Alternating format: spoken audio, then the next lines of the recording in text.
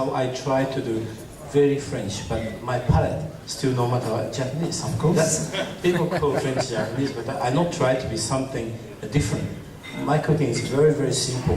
Whatever it is, it's either certain technique or way of cooking, and herbs, spices to enhance the flavor of actual ingredients. So fish or crab. It's we're gonna serve you tonight. It's very simple, but it's everything about good ingredients. Yes. That's everything for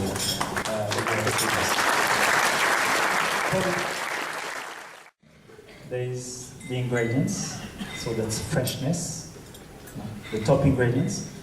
An interesting seasoning is number 2, so you put something interesting, some herbs, some mint, like that great dish that Edouard served to us.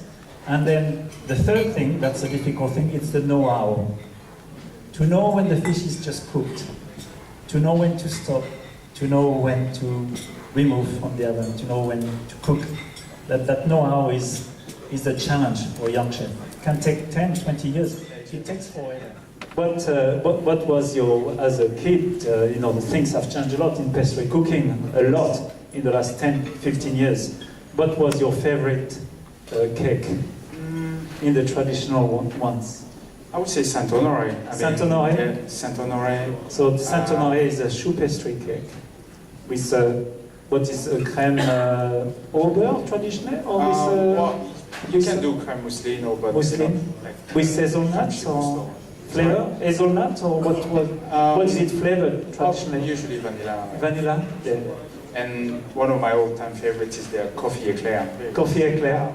Or the religious French cut. But things have changed. What made patisserie change so much? What made it have a big movement in the last 20 years? Well, basically a lot of new molds and using the new techniques and machineries and lots of creative chefs, and so that's really the change. There is a lot of artistry in patisserie, and like your cakes, they've always got a wonderful decor of chocolate. There's always some amazing things visually. Well, I personally really like doing chocolate work, so that's what all the garnishes at work. We have the chocolate room, which is I'm very fortunate, and like in Brisbane, the weather is pretty warm, so yeah. So it's difficult to do chocolate in the tropics. Yeah, it's a lot more challenging to do. Yes.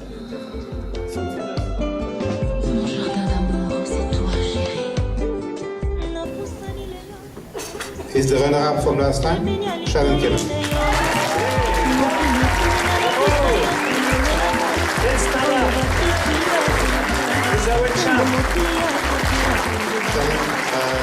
You want to introduce yourself, your apprentice. Say what you do as a chef, and then just in a few words, how did you feel, and what was the biggest challenge, and what you learned just on that step? My name's Shannon Cullum. I'm the executive chef of the Brisbane Club, and to my right here is Richard Pascoe, who's just recently qualified as a commis chef at the club. I guess the Bocuse d'Or, what it means for me is to represent all Australian chefs in the homeland of French cooking, something that I'm very passionate about. Myself personally, I've competed for 21 years. Had my first competition when I was only 15 years old. I competed every year up until now. In 2008, I was fortunate enough to represent Australia in the Culinary Olympics, winning a gold medal in the Restaurant of the Nations. And,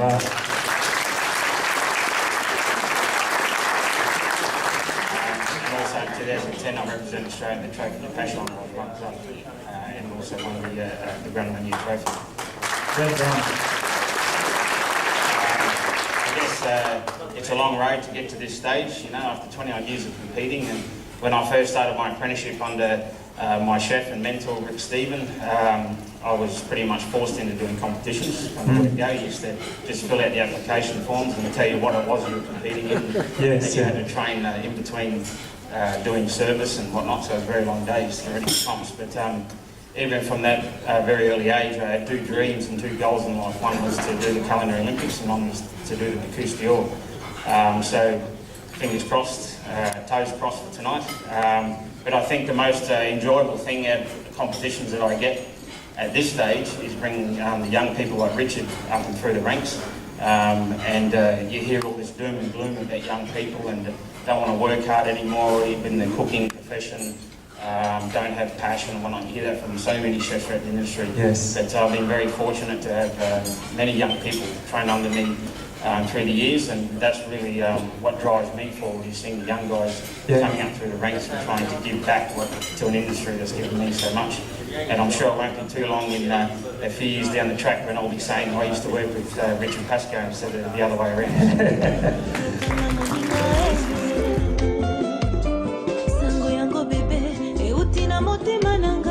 Déclaration d'amour, face à la kango na santé.